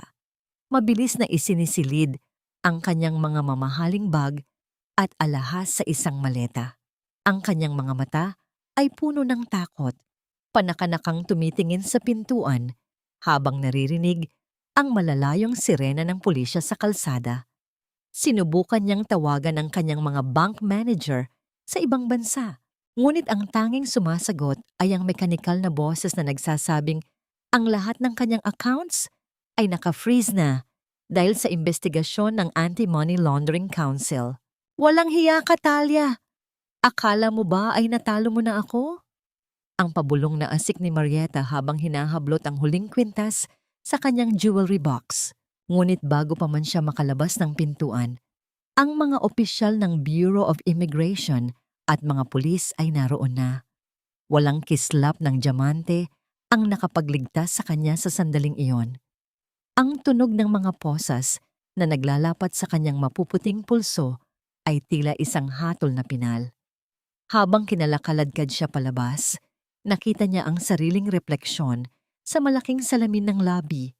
Isang babaeng hapo, magulo ang buhok at wala ng kahit isang bakas ng dignidad na dati niyang ipinagmamalaki. Samantala, sa isang liblib na bahagi ng Pampang sa Dasol, Pangasinan, isang lalaki ang dahan-dahang naglalakad sa gitna ng putikan. Si Linga iyon. Ang kanyang puting tuksido ay marumi na. Ang kanyang mga mamahaling sapatos ay napuno na ng malapot na putik ng palaisdaan. Wala na ang kanyang SUV, wala na ang kanyang mga tauhan. Nakatakas siya mula sa presinto habang nasa gitna ng kaguluhan, ngunit wala siyang ibang mapuntahan. Ang bawat taong hiningan niya ng tulong ay tinalikuran siya nang malaman na wala na siyang kapangyarihan. Natanaw ni Linga si Talia na nakatayo sa gitna ng kanyang bagong tayong bodega ng asin. Ang liwanag ng papalubog na araw ay tumatama sa likuran ni Talia na nagbibigay dito ng isang anyong tila isang reyna ng kalikasan. Dahan-dahang lumapit si Linga, ang kanyang mga tuhod ay nanginginig sa pagod at gutom. Talia, ang nanginginig na tawag ni Linga. Lumingon si Talia. Walang bakas ng pagkagulat o galit sa kanyang mukha. Tiningnan niya ang lalaking dati ay itinatangi niya, ang lalaking naging sanhi ng kanyang bawat luha. Nakita niya ang isang taong durog, isang anino na lamang ng dati niyang minahal. Bakit ka narito, Linga? Wala na ang kailangan mo rito. Ang lupang ito ay malinis na mula sa iyong mga bakas. Ang malamig na sabi ni Talia. Biglang lumuhod si Linga sa paanan ni Talia. Ang kanyang mga kamay ay humawak sa laylayan ng damit ng babae. Ang kanyang mga luha ay humahalo sa putik sa kanyang mukha. Talia, patawarin mo ako. Nagkamali ako. Niloko lang ako ni Marieta at ng kanyang ina. Ikaw ang mahal ko, Talia. Isipin mo si Tangtang. Kailangan niya ng ama. Parang awa mo na. Tulungan mo akong makatakas. Bigyan mo ako ng kaunting pera at magsisimula tayong muli. Ang asin ay hindi lang pampalasa, Linga. Ito rin ay pampurga. Ang madiing sabi ni Talia. Hindi kita mapapatawad, Linga. Hindi dahil sa puot, kundi dahil sa kawalan na ng halaga ng iyong mga salita. Ang ama ni Tangtang ay matagal na naming inililibing sa ulan nung gabing tinanggihan mo kami. Ang lalaking nasa harap ko ngayon ay isang estrangherong hindi nararapat sa kahit isang butil ng aking awa. Talia, please! Mamamatay ako sa loob. Ang hagulgol ni Linga. Mabuti iyon. Ang sagot ni Talia habang binabawi ang kanyang damit mula sa kapit ng lalaki. Dahil sa loob mo matatanto na ang kislap ng brilyanteng hinangad mo ay kailanman ay hindi makakapuno sa kawalan ng iyong kaluluwa. Tumalikod si Talia at naglakad palayo. Hindi lumingon kahit isang beses. Ang tunog ng mga yabag ng pulisya na dahan-dahang lumalapit sa Pampang ay umalingaw-ngaw sa paligid. Habang kinakaladkad si Linga sa putikan, ang kanyang mga sigaw ng pagmamakaawa ay nalunod sa tunog ng mga alon na humahalik sa Pampang. Tila ba ang dagat mismo ay naglilinis ng lahat ng dumi na iniwan ng kanyang pagtataksil. Naiwan si Talia na nakatingin sa malayo kung saan ang langit at dagat ay nagtatagpo. Ang kanyang puso ay magaan, tila isang pasaning matagal nang binitawan. Ngunit sa gitna ng kanyang katahimikan, lumapit si Mang Roldan. Ang kanyang mukha ay puno ng seryosong ekspresyon. Talia, may kailangan kang malaman tungkol sa iyong anak. Ang sabi ni Mang Roldan habang iniaabot ang isang luma at tila sunog na litrato. Ang sakit ni Tangtang, may kinalaman ito sa isang bagay na matagal nang itinatago ni Doña Esmeralda. Ang gamot na kailangan niya. Hindi lang ito mabibili sa pera. Napatigil ang mundo ni Talia. Ang akala niyang katapusan ay tila mitya lamang ng isang panibagong paglalakbay. Ano ang lihim na itinatago sa dugong dumadaloy sa mga ugat ni Tangtang? Ang bawat tibok ng puso ng aking anak ay tila isang marahas na kumatok sa pintuan ng aking kaluluwa. Nagpapaalala na ang tunay na tagumpay ay hindi nasusukat sa pagbagsak ng kaaway, kundi sa kaligtasan ng mga mahal sa buhay. Sa loob ng malinis at maputing silid ng isang pribadong ospital, ang tanging maririnig ay ang mahina at regular na tunog ng makinang nagbabantay sa bawat hininga ni Tangtang. Nakaupo si Talia sa tabi ng kama. Ang kanyang mga kamay ay mahigpit na nakahawak sa maliit at maputlang kamay ng kanyang anak. Pagkatapos ng lahat ng gulo, pagkatapos ng pagbagsak ng imperyo ng mga Esmeralda, narito siya sa pinakamahalagang laban ng kanyang buhay. Ang operasyon ay natapos na at ang mga doktor ay nagsabing kailangan na lamang maghintay para sa paggising ng bata. Pumasok si Madam Cora sa silid. Suot ang isang simpleng ngunit eleganteng asul na damit. Malaya na siya at ang kanyang mukha ay hindi nakakikitaan ng pait ng nakaraan. Lumapit siya kay Talia at dahan-dahang ipinatong ang kanyang kamay sa balikat ng dalaga. Nagtagumpay ka, Talia, hindi lang sa pagbawi ng inyong lupa, kundi sa pagpapanatili ng iyong puso na hindi nilamon ng hantiman. Ang mahinahong sabi ni Cora. Ang pera mula sa mga nabawing ari-arian ay sapat na para sa lahat ng pangangailangan ni Tangtang. Wala ka nang dapat ipag-alala. Salamat, Madam Cora. Kung hindi dahil sa inyo, baka hanggang ngayon ay nasa dilim pa rin ako. Ang sagot ni Talia, habang ang kanyang mga mata ay nananatiling nakapako sa mukha ni Tangtang. Nanay, hindi na po masakit ang dibdib ko. Ang pabulong na sabi ni Tangtang. Parang may lumilipad na po ng mga ibon sa loob. Napaiyak si Talia, ngunit ito ay mga luha ng wagas na kaligayahan. Niyakap niya ang anak ng may pag-iingat, tila ba hawak niya ang pinakamahalagang kayamanan sa buong mundo. Sa sandaling iyon, ang lahat ng sakit ng sampal ni Linga, ang bawat gabing malamig sa kulungan, at ang bawat pangungutya ni Doña Esmeralda ay tuluyan ng natunaw, tila asin na humalo sa malawak na karagatan. Lumipas ang ilang buwan at ang ingay ng mga makina ay hindi na galing sa ospital, kundi mula sa bagong tayong moderno at malinis na pabrika ng asin sa Dasol. Sa ilalim ng pamumuno ni Talia, ang mga tumoy ay hindi na nanlilimos. Sila na ngayon ang mga may-ari ng kanilang sariling kapalaran. Ang puting kristal na kanilang inaani ay kinikilala na sa buong bansa bilang pinakamataas na kalidad ng gourmet salt. Nakatayo si Talia sa pampang. Pinapanood ang mga manggagawa na masayang nagkakarga ng mga sako ng asin sa mga truck. Si Mang Roldan ay abala sa pagtuturo sa mga kabataan tungkol sa wastong pag-aalaga ng palaisdaan. Napansin ni Talia ang isang sobre na iniwan sa kanyang lamesa kaninang umaga. Isang sulat mula sa kulungan. Binuksan niya ito at nakita ang isang maikling mensahe mula kay Linga. Humihingi ito ng isang huling pagkakataon na makita ang anak bago ito tuluyang mabilanggo ng matagal. Tiningnan ni Talia ang dagat. Hinayaan ang hangin na tangayin ang kanyang mga pag-aalinlangan. Alam niya ang sagot. Hindi niya ipagkakait ang katotohanan kay Tangtang balang araw. Pero ngayon, ang katahimikan ang pinakamabuting gamot para sa lahat. Dahan-dahang pinunit ni Talia ang sulat at hinayaan ang mga piraso nito na tangayin ng hangin patungo sa dagat. Wala na siyang puwang sa kanyang puso, para sa mga taong naging anino lamang ng kanyang nakaraan.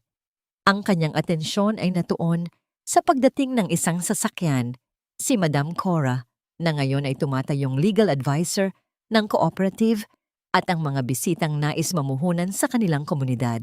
Ngunit sa gitna ng kanyang paglalakad, naramdaman ni Talia ang isang matalim na tingin mula sa malayo.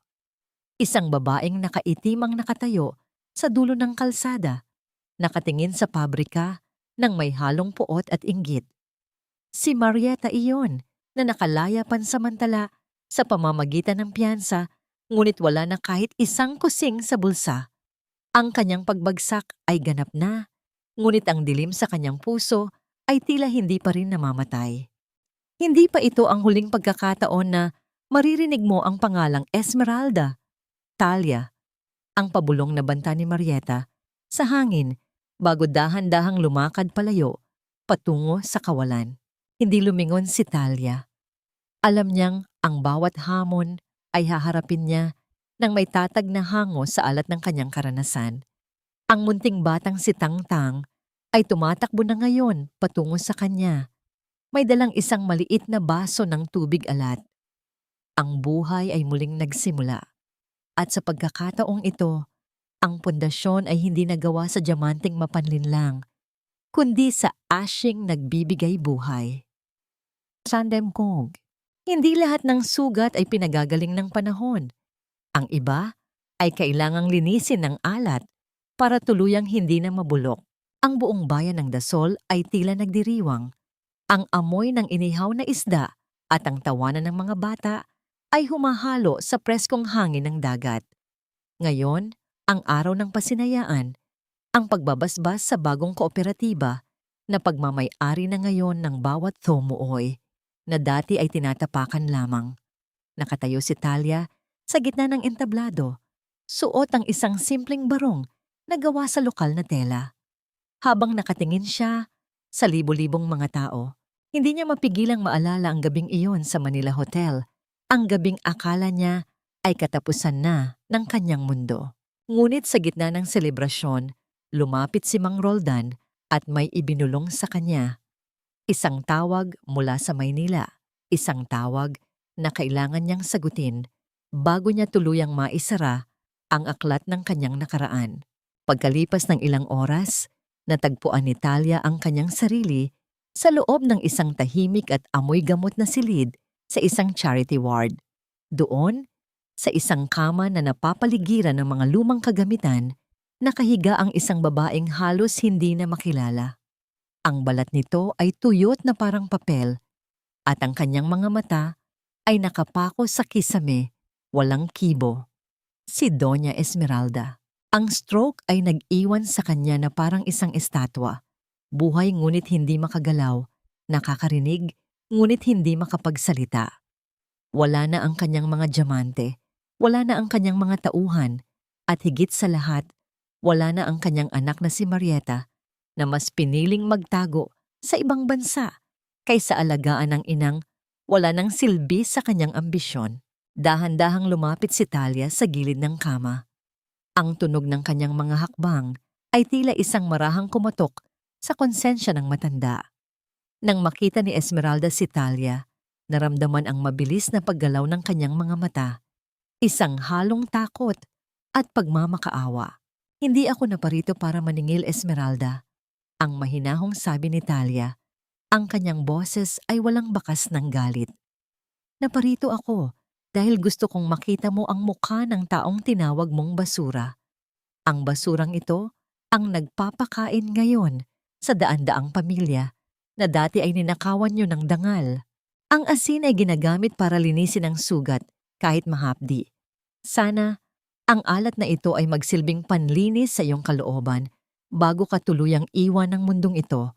Ang pabulong na sabi ni Talia, pinatatawad na kita. Hindi dahil nararapat ka sa kapatawaran, kundi dahil nararapat ang puso ko sa kapayapaan. Isang butil ng luha ang dahan-dahang gumulong mula sa mga mata ni Esmeralda. Isang luha na marahil ay puno ng huling pagsisisi o marahil ay nang tindi ng hiyang nadarama sa harap ng taong kanyang minaliit. Sa sandaling iyon, Naramdaman ni Talia ang huling bigat na bumitaw sa kanyang dibdib. Ang kadenang nag-uugnay sa kanya sa puot ay tuluyan ng naputol. Lumabas si Talia ng ospital at sinalubong siya ng liwanag ng hapon. Sa labas ng gate, naghihintay si Mang Roldan at ang malusog na si Tangtang. Tumakbo ang bata patungo sa kanya at niyakap siya sa baywang. "Nanay, uwi na po ba tayo sa Dasol?" Ang masayang tanong ni Tangtang. "Oo, anak. Uuwi na tayo sa lugar kung saan tayo tunay na kabilang." Ang sagot ni Talia habang hinahaplos ang buhok ng anak. Tumingin siya kay Mang Roldan na may isang makahulugang ngiti sa mga labi. Sa loob ng maraming taon, si Mang Roldan ang naging anino ng kanyang ama, ang naging sandigan niya sa gitna ng uwo. Ngayon, sa dahan-dahang paglubog ng araw, tila may bagong liwanag na nagbubukas para sa kanilang dalawa. Isang pag-ibig na hindi kailangang madaliin. Isang pagmamahal na hinubog ng parehong hirap at tagumpay. "Handa ka na ba para sa bukas, Talia?" Ang tanong ni Mang Roldan habang inaalalayan siyang sumakay sa sasakyan. "Higit pa sa handa, Roldan. Dahil alam ko na, gaano man kaalat ang dagat, ito rin ang nagbibigay ng lasa at buhay sa ating mundo." Ang makahulugang sagot ni Talia. Habang umaandar ang sasakyan palayo sa siyudad ng Maynila, iniwan ni Talia ang lahat ng pait ng nakaraan. Ang kwento ng kanyang pagdurusa ay tapos na.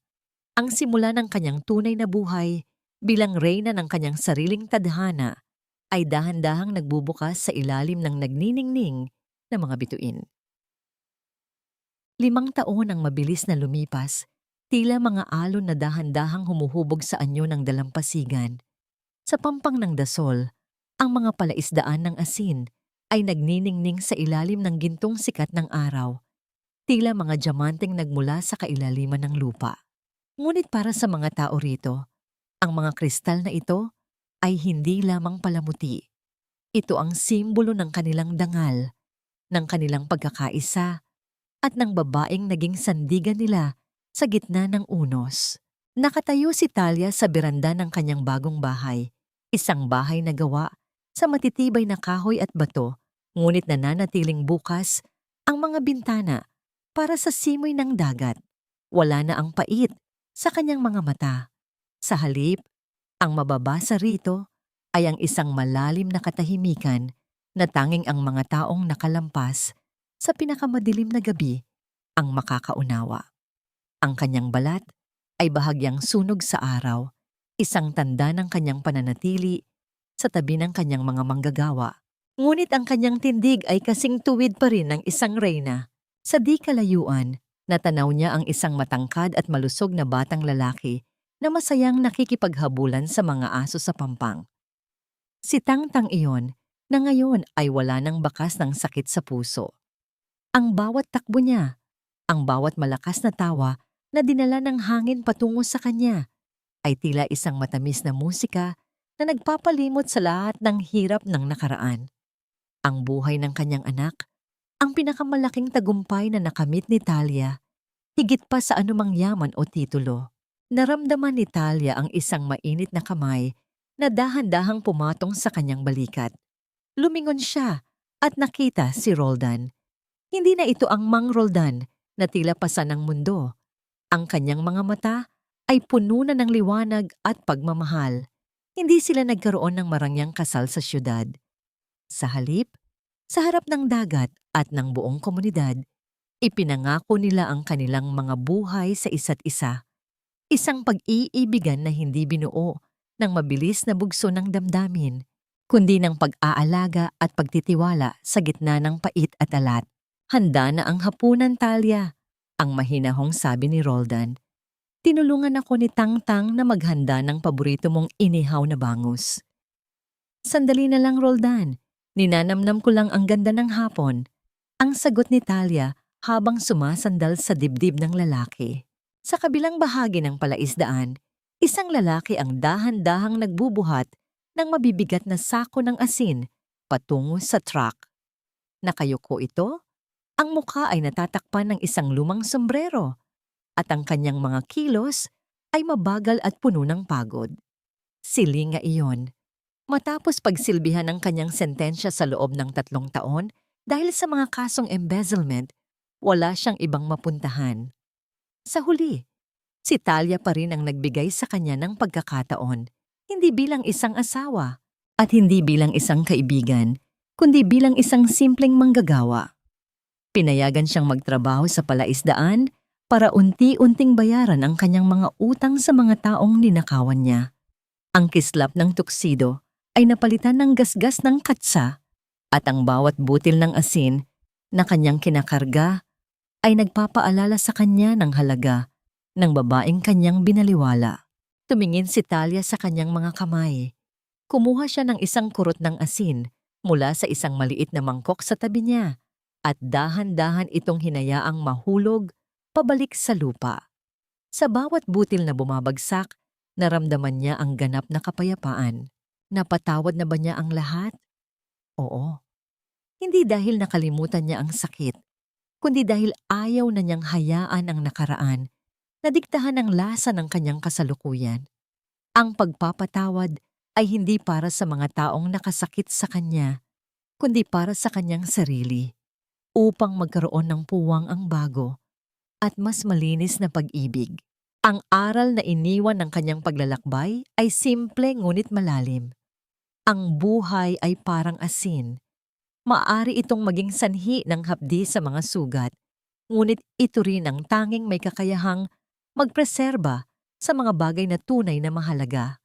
Ang karangyaan ng diamante ay nakakasilaw, ngunit ang katapatan ng asin ang nagbibigay buhay sa bawat nilalang.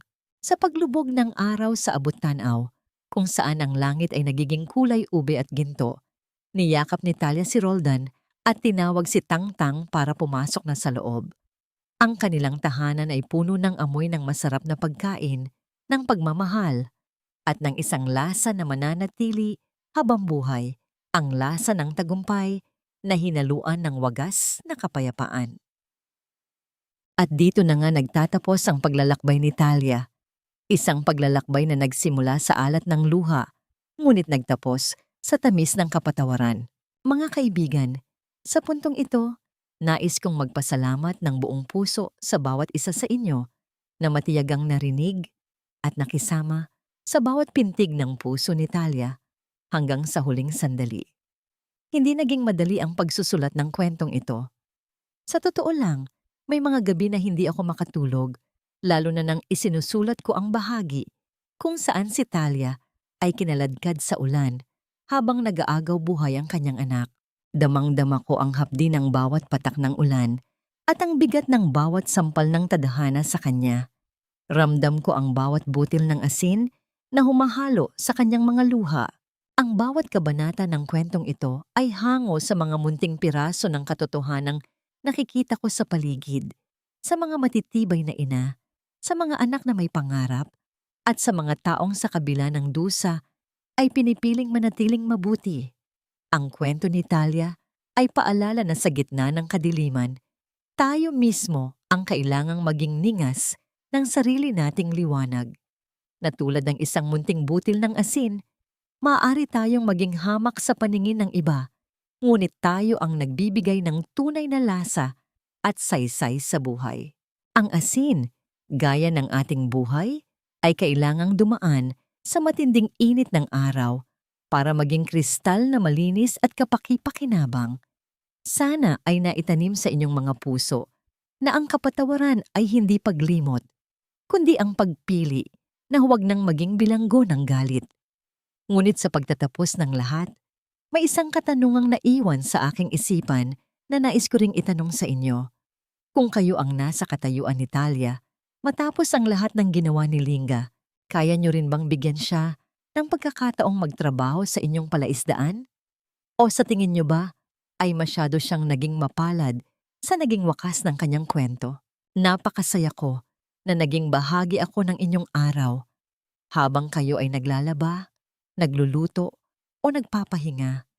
Sana ay may naiwan akong munting bakas ng inspirasyon sa inyong mga puso, tila isang liwanag sa dulo ng mahabang araw. Kung nagustuhan nyo ang ating kwento, huwag nyo sanang kalimutang i-like ang video na ito at mag-iwan ng inyong mga saloobin sa comment section. Gusto ko pong mabasa ang inyong mga opinyon. Ibahagi niyo rin ito sa inyong mga kaibigan at mahal sa buhay para mas marami pa tayong maabot na puso. Hanggang sa muli nating pagkikita sa susunod na kwento ng pag-ibig, pag-asa at tagumpay. Ako ang inyong lingkod na nagsasabing gaano man kaalat ang mundo, laging may paraan para gawin itong masarap at makabuluhan. Maraming salamat at pagpalain kayo ng may kapal.